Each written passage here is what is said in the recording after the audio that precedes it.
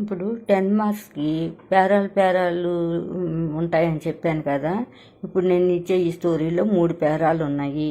ఆ 3 పేరాల్లో ఒక పేరా తీసుకోవాలి ఫస్ట్. ఆ ఫస్ట్ పేరాల్లో ఎన్ని సెంటెన్స్ ఉన్నాయి?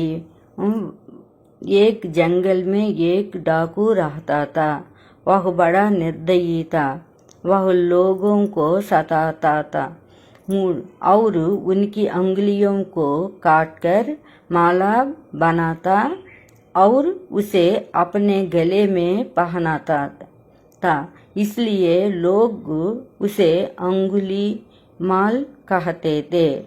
ఒక 6 సెంటెన్స్ ఉంది. ఫస్ట్ పేరాలో 5 సెంటెన్సెస్ ఉన్నాయి. కానీ నేనేం చేశానంటే కొంచెం 4th సెంటెన్స్ కొంచెం పెద్దగా ఉందని నేను దాన్ని మళ్ళీ సగంగా చేశాను అనమాట.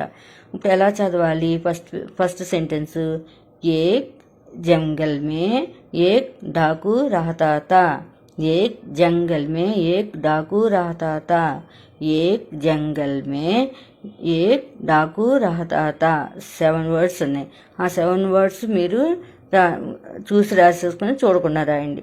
తర్వాత వహ్ బడా నిర్దయీత, వహ్ బడా నిర్దయీత, వహ్ బడా నిర్దయీత సెకండ్ది అయిపోయింది. తర్వాత వహ్ లోగోం కో సతాతా తా, वह लोगों को सताता था, वह लोगों को सताता था, और उनकी अंगुलियों को కాట్కర్ మాలా బనాతా. అక్కడ వరకు నేను ఒక్క సెంటెన్స్ తీసుకున్నాను. ఆ తర్వాత మళ్ళీ ఇంకోటి తీసుకోండి, అంతా పూర్తిగా చదవలేరు కాబట్టి. ఔర్ ఉన్కి అంగులియోం కో కాట్కర్ మాలా బనాతా. తర్వాత और उसे अपने गले में पहनाता था, और उसे अपने गले में पहनाता था.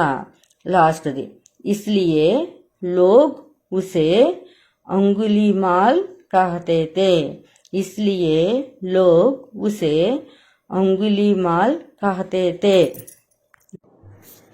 అలా విడివిడిగా ప్రాక్టీస్ చేసుకొని ఫస్ట్ పేరా వచ్చేసిన తర్వాత మళ్ళీ మీరు సెకండ్ పేరాకి వెళ్ళాలి. సెకండ్ పేరాలో కూడా అంతే, ఎన్ని సెంటెన్సెస్ ఉన్నాయో మీరు లెక్క పెట్టుకొని అలా మీరు ప్రాక్టీస్ చేయండి. అలా గనక చేస్తే 10కి 10 మార్క్స్ వచ్చినా రాకపోయినా మ్యాక్సిమం మీరు కొంతన్నా రాయగలుగుతారు. చాలామంది ఆ బిగ్ క్వశ్చన్సే వదిలేస్తూ ఉంటారు, ఆన్సర్స్ రాయరు, భయపడతారు. ఏదో ఒకటి మీరు కనీసం ఫస్ట్ పేరాలో ఒక 2 లైన్లు 2 పాయింట్లు, సెకండ్ పేరాలో అంటే చిన్న పేరా మొత్తం రాయటానికి ప్రయత్నించండి.